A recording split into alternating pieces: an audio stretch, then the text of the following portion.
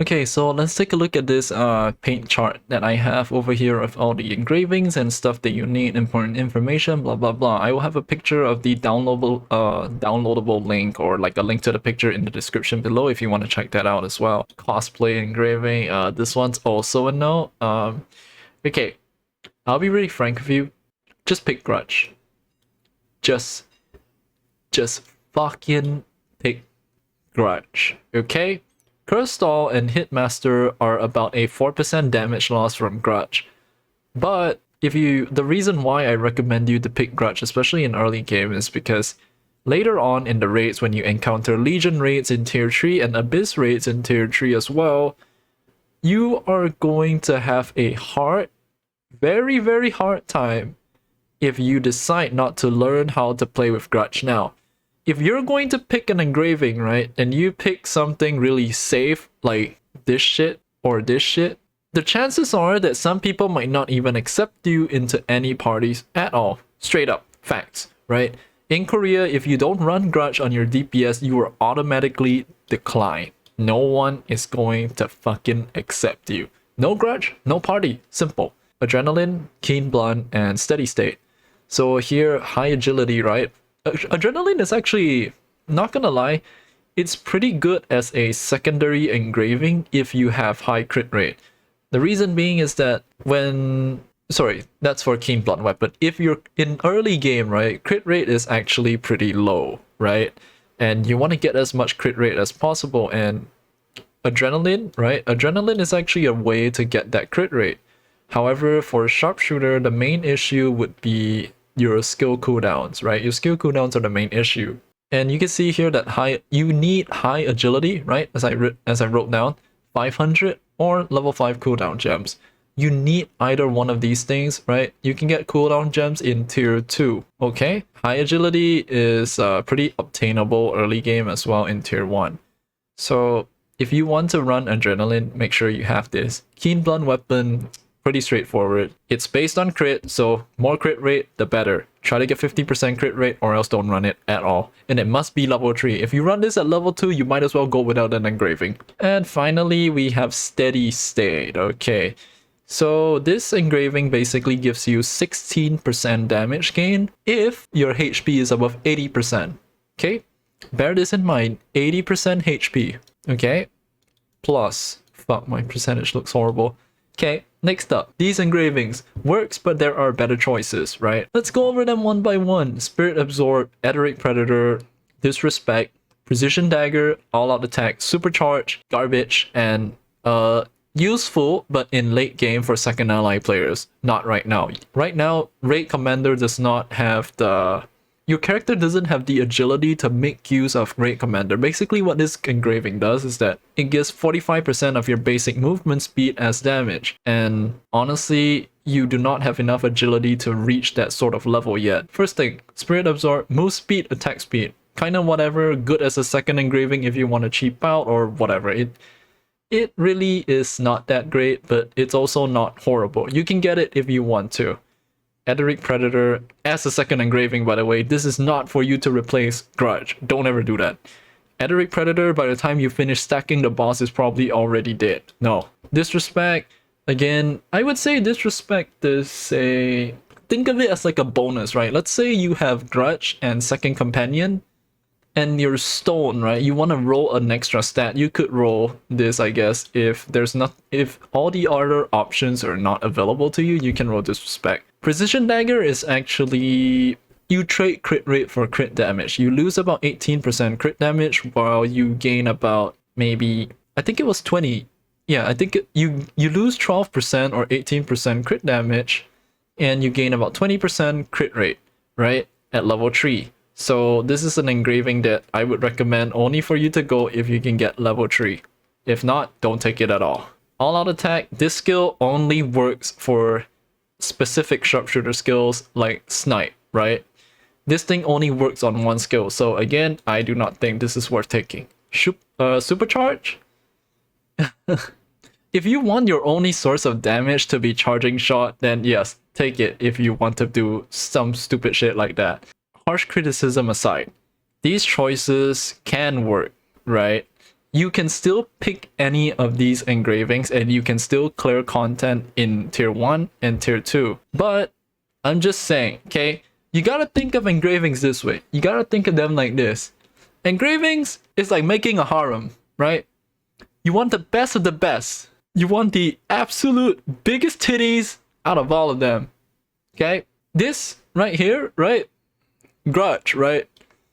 Grudge is basically an SS tier waifu, okay? SS tier. These things, everything here, right? These things are all your side chicks, okay?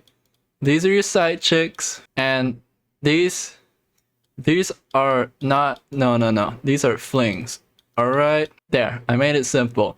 And finally, if you pick any of these two class engravings, then you're playing the wrong class. Okay, moving on to the final section now. Cheap and easy go-to build for tier 1, right? You want to get Grudge at level 3, and then you can also get second ally level 1 or level 2. But the question is, how do you set it up, right? What stats do you go? Full crit, swiftness, or you can do a mix of both. Now, a key thing that I would like to highlight would be that if for some reason you cannot go crit or swiftness, right? What happens if one of your accessories is maybe specialty, right?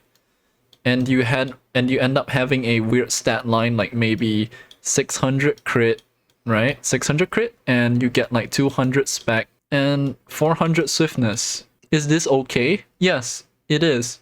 If you can get Grudge level 3, second ally level 1 or level 2, and your stats are looking like that, right? Don't mind it at all. It is fine. It is really fine. As long as you do not run domination or any of the other weird stat lines, these are okay. Actually, to be honest, even if you have one accessory, right? I would say one accessory or two. One or two, right? One or two with like weird lines like domination, fortitude, like tankiness, like, you know, those useless stats that you never ever use, it's still okay, right? It's not horrible and it still works. You will still be able to clear content even if you have one or two accessories with those weird lines. Basically, don't worry too much about your accessories when it comes to having the perfect stat lines for tier 1 and 2. It is not a bad thing. Just go with it, go with the flow, right? Tank it out for tier 3, and once you get to tier 3, that's when you can start to optimize your build better. Okay, now how do you set up these engravings, right? The way you want to set them up is that you want to get Grudge books, right? You learn the green Grudge books, okay? Listen carefully, green. You learn green, 20 of them, right? And then you learn the blue Grudge books, which are 20. Again, if you don't like Grudge, you can take any of these side chick engravings that you want, but just know that you are a beta male if you pick any of these weirdest engravings, okay? Only the EU Giga Chats will know what to do. I'm just kidding. Anyway, back to the topic. Green, blue, 2020, right? You pick any of these. If you don't like it, pick others. Once you get that, right, what you're going to do is that you're going to equip these two into your engraving slots, right? And that's when you will get 6 plus 6, right? 6 notes, 6 notes. So that will give you 12 out of 15, right? You'll still be missing 3, right? You'll be missing 3 to reach level 3 on whatever engraving that you choose. How do you get those remaining 3 notes? One way, and the super easy way, is you roll a stone, right? Let's say you have a stone that has Grudge on it, or the specific engraving that you want from here. All you have to do is roll a tree and you are done. The second way you can also do it would be to get it from your accessories, right? Because you have 5 accessories and they can roll 2 lines, or I think it was 1 in tier 1. Next thing you can see is, well, this is just a little chart here, right? 2 times 5, 10, 2 times 3, 6. What this means is that, you know, 3 is basically the accessories you have, right? Let's say I'm running this image as Death Strike, right? But for the sake of relevance, we're going to say second companion. So imagine this is second companion. You want level 1 second companion. The cheapest way to do it would be this, right? You get a 2 on one accessory and another, like let's say a ring, right? Ring, and earring. Let's say you want to set this up the cheapest way. You could get second companion on 2 on one of the rings, get another 2 on another ring, and get 1 on an earring, right? You can buy this from the shop, or you can just set this up through the accessories that you get. You can also go 1, 1, 1, 1, 1, right? The last ones being necklace, and you can also get it on another earring because, well, 5 accessories, right? So see, there's multiple ways to do it, not just the 3 on screen. Basically, it's about working with the resources that you have and finding out what's best for you. Personally, right now, I am running Death Rate level 3, I'm running Grudge level 3, and I'm also running Steady State level 1. It's pretty expensive to set them up if you don't know what you're doing, and it can be pretty cheap if you know what you are doing. So this is what I recommend personally, right? For me, this is what I ran in tier 1 and it worked really well. Again, for Grudge, right? Jokes aside, right? Okay, jokes aside, if you do not want to run Grudge, it is alright. Even if you want to run this shit, it's okay. If you want to run heavy armor, level 3 heavy armor, okay, you're scared of the bosses that, oh my god, Chromomium is gonna stop on me. I need this. I need the armor, okay? Like if you want that, right? You're scared of the turtle's gonna step on you. It's okay. You can get it. It's fine. You can go for this, right? And then you can also go for Loyal Companion level 1. But you know, I want to add a little something to this. The same, you know how DPS players always complain about supports like, oh my god, Paladin DPS? Ew. Well, let me tell you guys something, right? The way you look at Paladin DPS, these Paladin supports also look at you the same way. Okay? If you're running weird shit like these, the ones that I just circled, you're running all of these weird engravings, the same way you look at Paladin DPS players, they can say the same thing about you. So I'm just saying, right?